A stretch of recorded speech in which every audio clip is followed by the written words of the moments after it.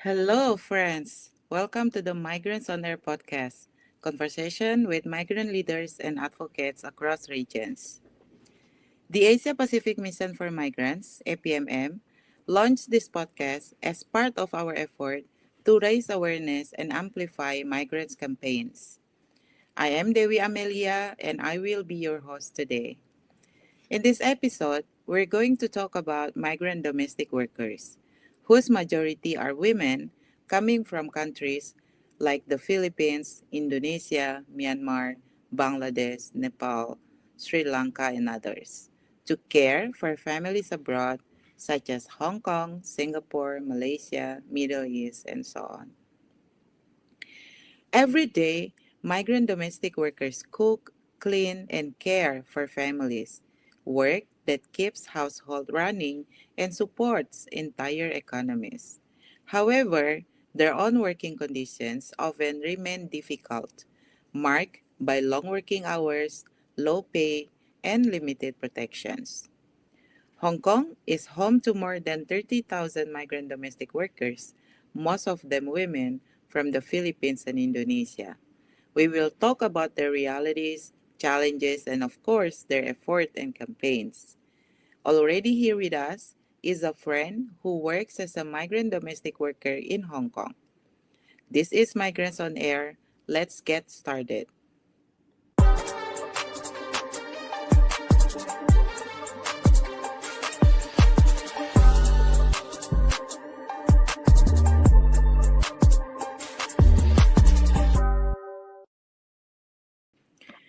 Hi, Sila. Thank you so much for coming. It's great to have you here. Before we dive in, for listeners who may not know you yet, please introduce yourself. Okay, hi everyone. I'm Sheila. I'm the one of the spokespersons of IMA Hong Kong and Macau. Thank you. Now, please share with us issues faced by migrant domestic workers. Okay, so one of the issue here in Hong Kong are related to working conditions, as many of the migrant workers are one have a problems with their day off or rest day. Um, Based on our study session last Sunday, still many of the migrant workers are need to work before and after of their day off. Even in the law in Hong Kong, it said that we supposedly have a 24 hours day off. Many of us didn't have that one. Second is about their accommodation uh, conditions. It's still remaining a big issue about no proper accommodation arrangement for the migrant workers.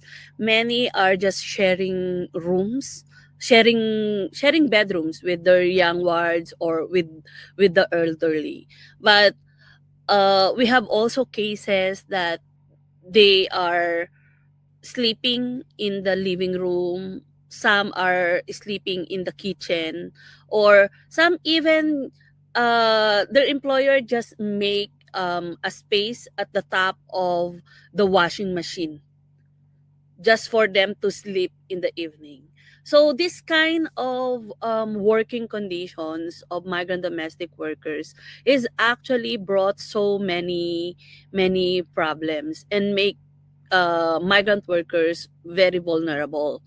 So because you don't have a proper rest, you don't have a proper place to take a rest, so it also affect your physical and mental health, you know. And in addition to that, the long working hours is still remaining it still remain a problem to many of the migrant workers in Hong Kong. Before, I think before the pandemic, it's already from the research of the migrant mission for migrant workers in 2017. um, it shows that around 16 hours um, that migrant workers are continuously working. But in our study session last April 26, with uh, around 20 to 30 migrant domestic workers, the working hours become longer. So some of them are saying that they started their wake up like around 5:45 in the morning and finish by 1 a.m. So that's basically like around 18 to 20 hours working nonstop. So it's kind of alarming in Hong Kong because in the for a long time that we are campaigning about um, um, about our working conditions. It's still in 2026. The conditions of migrant domestic workers are worsened. So those are the, I think, the pressing issue that we are facing aside from the exclusion of the migrant domestic workers in the statutory minimum wage. That's why our salary remain slave remain below living wage. So we're still fighting. We're still campaigning about having living wage here in Hong Kong. So I think that that's some of the major issue of migrant domestic workers in Hong Kong.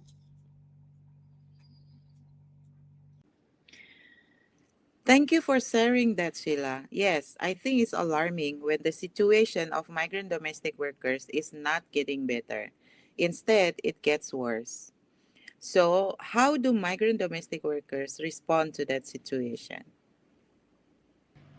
Yeah, so that's because of that worsening working conditions of migrant domestic workers in 2025, last year we relaunched our campaign of 3W.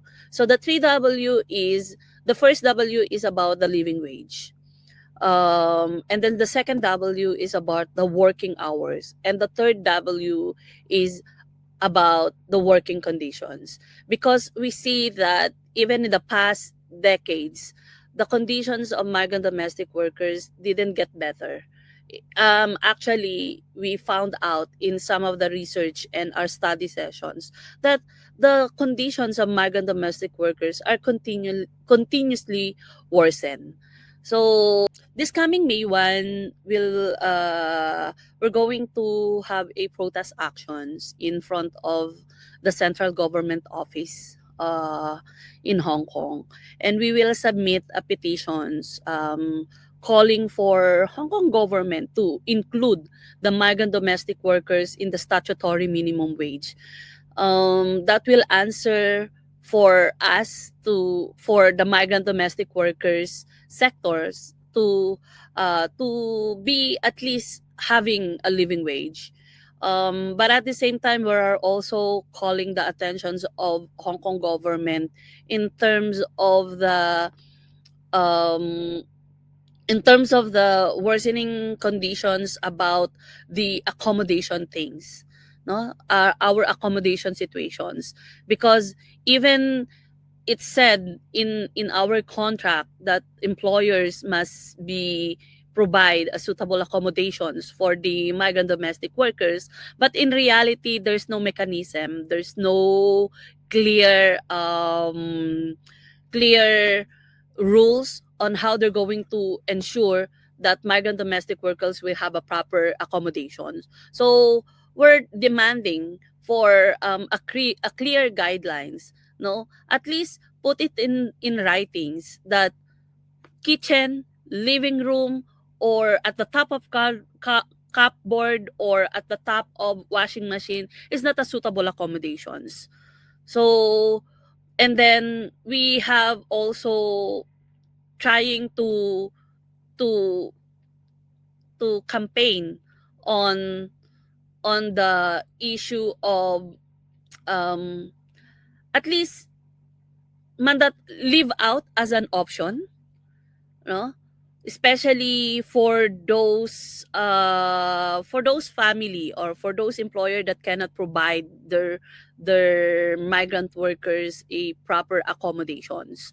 So because right now we are in a mandatory live-in arrangement, so that actually the reason why even the employer are wants to give their migrant domestic workers a proper accommodations, but because they are trapped by this policy of mandatory live in, so we um it it it makes the migrant domestic workers stay in this kind of um bad working um conditions, or at least in their accommodation things. So those are our demands for the Hong Kong government for this coming May 1. Thank you, Sila. I think that's really an easy to understand campaign. 3W campaigns. Campaign for wage, working hours, and working conditions. To wrap up, what message or call to action would you like to share with our audience? Okay. As a domestic workers and part of the Asian Migrants Coordinating Body, which is the Alliance of Migrants of Different Nationality, we are calling government agencies to pay attention to the needs and protect the rights and welfare of the migrants community. Migrants for a long time already helping the Hong Kong people, taking care of its family, support the Hong Kong people so that they can work freely and provide for their family. So it's just right to treat us well, and it's just right for the Hong Kong government to give respect uh, to the migrant sectors that helping their economy.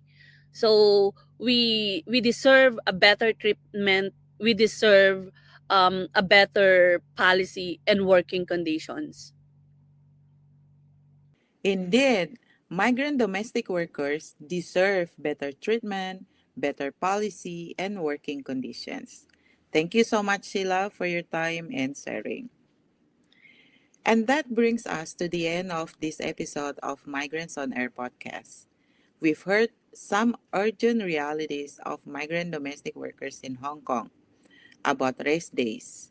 With the law guaranteeing of 24-hour day off, many migrant workers still required to work before and after the rest day, meaning they never truly get a 24-hour day off.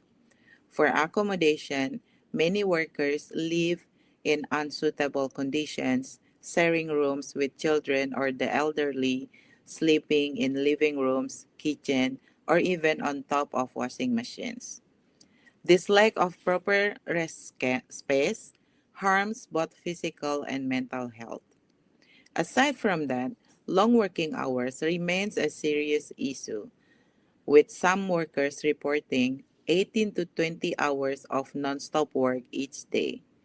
I think both of these issues are related to the mandatory live-in requirement for migrant domestic workers.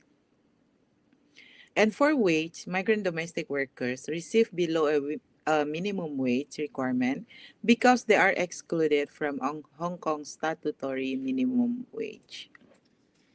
We also heard about the 3W campaign, living wage, working hours, and working conditions. So, friends, I hope this conversation is useful and relevant to you and contributes to a better understanding of what migrant workers face every day, their rights, and their effort to change the situation. Let's carry forward these stories and support the movement of migrants.